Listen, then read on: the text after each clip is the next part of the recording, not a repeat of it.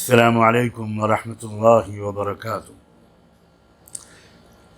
بسم اللہ الرحمن الرحیم والصلاة والسلام علی سیدنا محمد النبی الامین وعلی آلہ وصحبہ اجمعین۔ ساری دنیا میں یہ خبر پھیل چکی ہے کہ کل صبح بلکہ علی الصباح فلسطین کے مظلوم مجاہدین نے دہشت گرد اسرائیل پر ایک زبردست حملہ کیا ہے۔ دنیا کا ہر باخبر اور انصاف پسند انسان یہ بات جانتا ہے کہ اگر اس وقت دنیا میں نمبر 1 کی ٹیررسٹ اسٹیٹ کوئی ہے تو اس کا نام ہے اسرائیل۔ یہ ایک ناجائز اولاد ہے امریکہ اور برطانیہ کی، ان انگریزوں کی جن کے خلاف آزادی کی لڑائی ہمارے ملک میں بھی لڑی گئی۔ یہ انہی انگریزوں کی سازش سے اور زائونسٹ یہودیوں نے مل کر 100% ناجائز طور پر فلسطین میں اپنے کو بسایا، اور آہستہ آہستہ دنیا کی بڑی طاقتوں کی مدد سے، خاص طور پر امریکہ کی مدد سے اور عرب حکمرانوں کی عیاشی کے نتیجے میں، ان کی غفلت اور منافقت کے نتیجے میں، یہ اسرائیل ایک اچھا خاصا طاقتور ملک بن گیا، نیوکلیئر طاقت بن گیا۔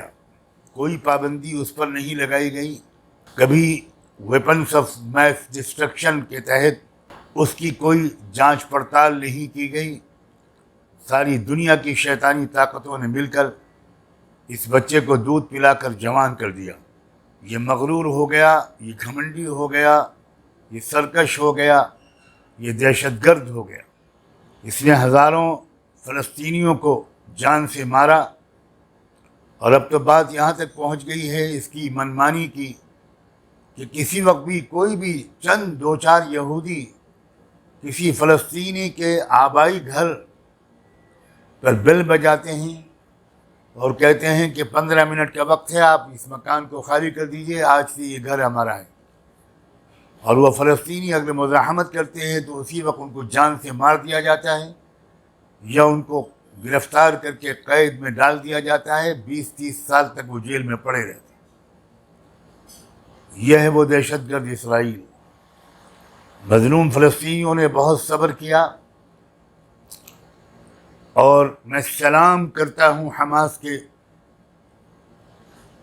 زندہ دل نوجوانوں کو کہ انہوں نے اپنے آپ کو منظم کیا۔ ایک چھوٹی سی غزہ پٹی میں وہ قید کر دیے گئے،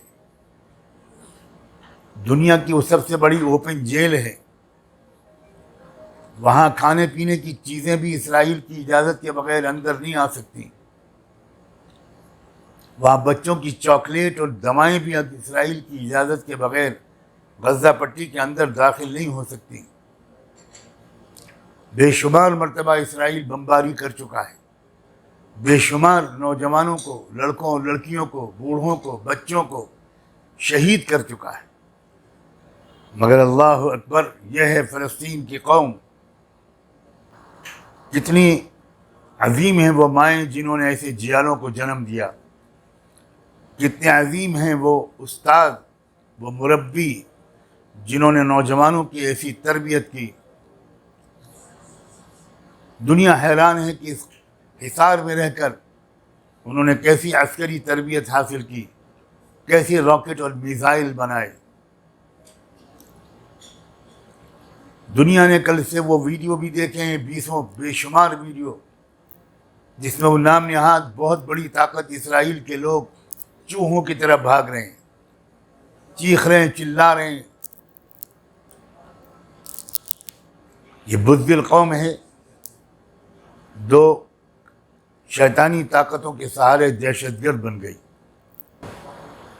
جو لوگ میری گفتگو سنتے رہتے ہیں، میں قرآن و حدیث کے ایک چھوٹے سے طالب علم کی حیثیت سے 20-30 سال سے ایک بات کہہ رہا ہوں کہ دنیا میں ظلم و انصاف کی جو آخری فیصلہ کن لڑائی ہوگی وہ دراصل سرزمین فلسطین میں ہوگی۔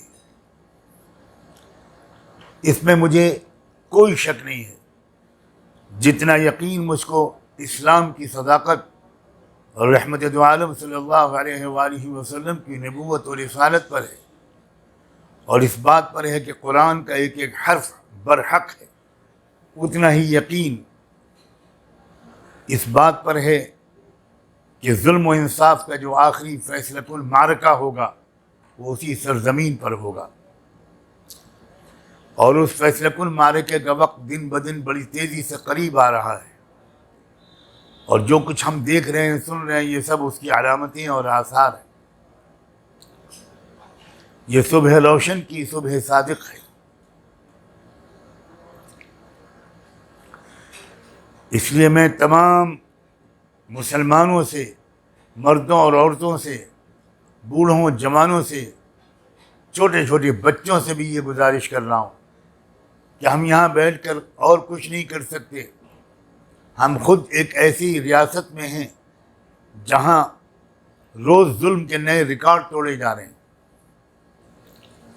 ہم کم سے کم اتنا کریں کہ روزے رکھ کر، صدقے نکال کر مسجدوں میں ایک ایک دن، دو دو دن، تین تین دن کا اعتکاف کر کے دعائیں مانگیں، گڑ گڑائیں، لمبی نمازیں پڑھیں، صلاۃ الحاجت پڑھیں، سجدے میں گڑ گڑا کر ان مظلوموں کے لیے دعا کریں، ان مظلوموں کی فتح کے لیے دعا کریں۔ ائمہ حضرات سے میری گزارش ہے کہ فجر کی نماز میں قنوت نازلہ کو لازمی سمجھیں۔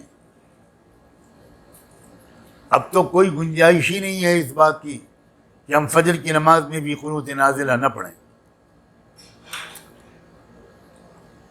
نہایت افسوس کی بات ہے، اگرچہ امید کے بالکل مطابق ہے کہ ہمارے ملک کی حکومت نے اسرائیل کی حمایت میں بیان جاری کر کے ایک اور ثبوت فراہم کر دیا ہے کہ ان دونوں ریاستوں میں آپس میں منصوبہ بندی ہے، مفاہمت ہے، اور یہ ایک ہی رخ پر جا رہے ہیں۔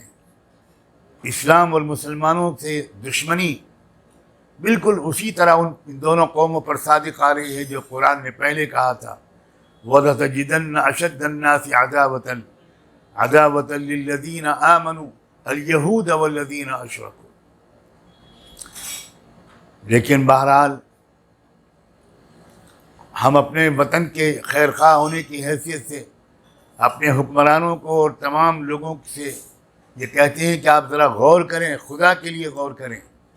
اسرائیل ایک ناجائز ریاست ہے، صفحہ ہستی میں سے اس کا مٹ جانا عالمی امن کا سبب بنے گا، اور اس کی بقا اور اس کا استحکام عالمی امن کے لیے بہت تباہ کن ثابت ہوتا رہا ہے، ہو رہا ہے، اور ہو سکتا ہے کہ آئندہ بھی ہو۔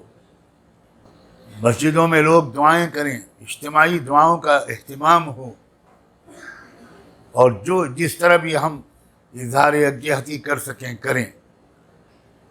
جو سیاسی پارٹیاں ہیں اپوزیشن کی، اب اس وقت ان کا امتحان ہے۔ کیا وہ آتنکواد کے خلاف ہیں؟ کیا وہ دہشت گردی کے خلاف ہیں؟ کیا وہ ظلم کے خلاف ہیں؟ کیا وہ انصاف کی لڑائی سچے دل سے لڑتے ہیں، یا مسئلہ صرف سطح کا ہے؟ میں صاف کہنا چاہتا ہوں تمام اپوزیشن پارٹیوں کو، خاص طور پر وہ جو ان کی لڑائی لڑ رہے ہیں جو ہزاروں سال سے مظلوم ہیں، ان ہزاروں سال سے مظلوم لوگوں کو اس وقت فلسطین کے مظلوموں کا بھی ساتھ دینا چاہیے اور اپنا موقف صاف ظاہر کرنا چاہیے، ورنہ کیا فرق رہ جائے گا ان میں اور ان ظالموں میں جو اس وقت پاور پر قبضہ کیے بیٹھے ہیں۔